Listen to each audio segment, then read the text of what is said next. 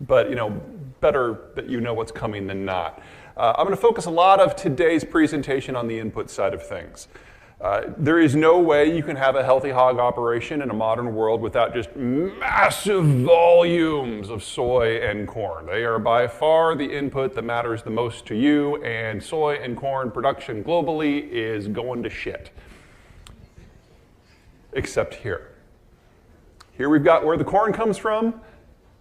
Yikes. Ukraine number 4 has already fallen off the market. It is never coming back. Here's soy. Brazil is falling off the market and it is never coming back.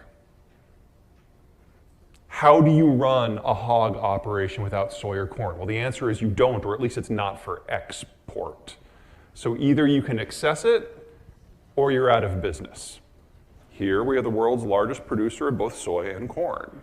I am not concerned about your input streams. Maybe I'm a little concerned about the pricing structure. I think that's unavoidable. But if you only take one thing away from this presentation, take this. Most of your competition will not be there in 3 years. We're at that point now. Okay, let's start with the war. Yeah, everyone's like,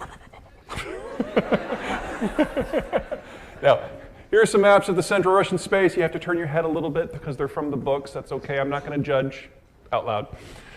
This is a population density map. And that V of light orange going from Central Europe down into Central Siberia, that is where all the Russians live. That is the only part of the Russian space where the climate is tolerable. So in the winter, you're talking northern Minnesota in terms of temperature with the aridity of western Kansas, and that's as good as it gets in Russia. That's where you live. Whoa. The light orange is roughly a population density of the eastern half of Nebraska if you melon scoop out Lincoln and Omaha. So you have neighbors, you know their names, you don't see them every week, okay? That's where everyone lives. Now, if you go over to this map, same area, that's the orange here is overlaid by the green here. This is an economic and climate map. And that green is the Russian wheat belt. That is home to roughly 95% of their agricultural production because it's the only place that the land doesn't completely suck. If you move to the right, to the blue, you get tundra and taiga, I think northern Canada, with worse food. If you go to the left, you go to the yellow, you're in desert. Think Phoenix without retirees. Okay?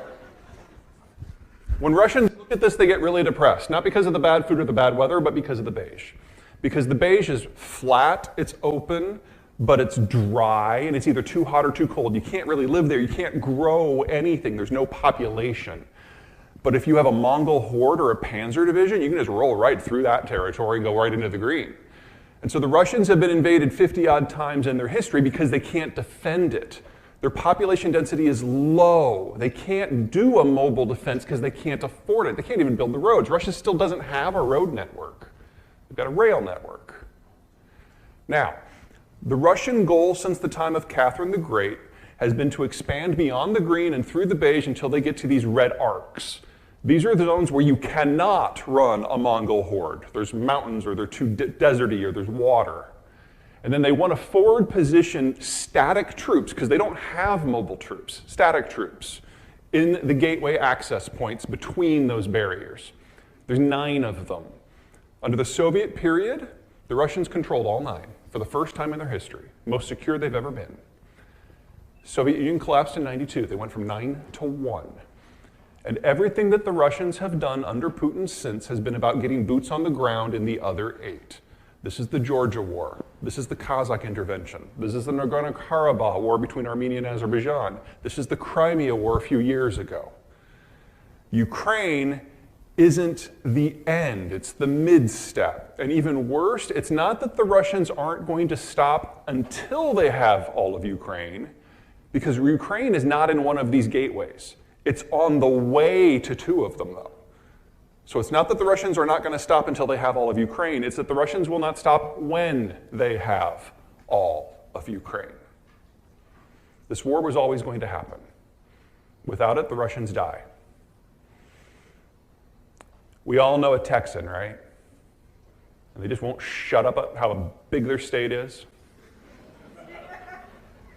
Texas is not as big as they think. Russia has borders 3 times the size of ours. They're trying to defend them with half the population and without a road network. This is the only way to make it work. Okay, so let's talk about what's going on right now. The deep red are the zones that the Russians controlled on February 22nd when the war began. The pink are the areas that they have grabbed since. There's 4 big things going on. First of all, that initial assault that we saw from Belarus down to Kiev. I need to snag my water here. Thank you. Drink it, did you? This is safe. All right. You guys remember that giant convoy, 40 miles long? APCs, tanks, military vehicles. Remember how it stalled on day 3 of the war because they forgot fuel trucks? Most people missed that on day 7 of the war, most of the soldiers had to dismount from their equipment and walk back to Belarus because they also forgot food supplies. Now, my buddies at the Defense Department were like really excited when this happened. Like, holy crap, the Russians don't know how to fight a war. If we ever fight them directly, we're just going to wipe the floor with them. And then they all had a nap and some bourbon and really thought some deep thoughts about it. Like, holy crap, the Russians don't know how to fight a war. If we ever face them directly, we're going to wipe the floor with them. And they see this as an existential conflict for their very survival, which means nukes come into play almost immediately. We can't let that happen. Sure, Star Wars has come a long way in the last 30 years. It's not that good. The Russians have over 1,000 nukes. We can't allow that direct fight to happen. And since we know they won't stop when they have all of Ukraine, that they're coming for countries to the west, all of which are in NATO, and so we are treaty bound to defend them, we have to make sure that that never happens. We have to kill the Russian military here and now so that it can never act again. And that means every weapon system that we possess, that we can train the Ukrainians on in a short period of time, they can have. So no jets, no F-35s, no battleships, no advanced systems, because that would just take too long. Anything else is game. There's a problem, though. Those systems exist in limited volume because we, for the most part, don't use them ourselves. We don't use Stingers because we have a freaking Air Force. Use Stingers when you don't have an Air Force. We don't use Javelins because we have tank divisions. At current rates, we're going to run out of stuff to give them within the year. We don't even make Stingers anymore. The last government order for that was 11 years ago. We're rebuilding the supply chains as quickly as we can. But just replacing the Javelins that we've already given them would take 3.5 years. There's a time issue.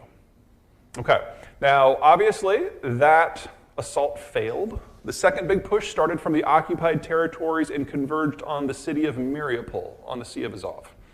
Now obviously this is important from the point of view that it's a land bridge, but most people don't understand just how critical that is for the Russians.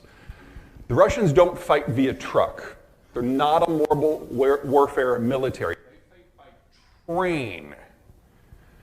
And that makes this the most strategic asset in the conflict to date. This is the Kerch Strait Bridge. They built it after the Crimea War back in 2014, I think, yeah, 14. It's a rail bridge that connects Crimea directly to mainland Russia. Uh-oh. I think we've run out of, oh, there we go. I'll just move over there if I have to. The Russians fight by train, and this is the supply point for the 2 million Russians who live in occupied Crimea. Crimea is not Missouri. It imports all of its food. It's arid. It imports all of its food from the Russian mainland.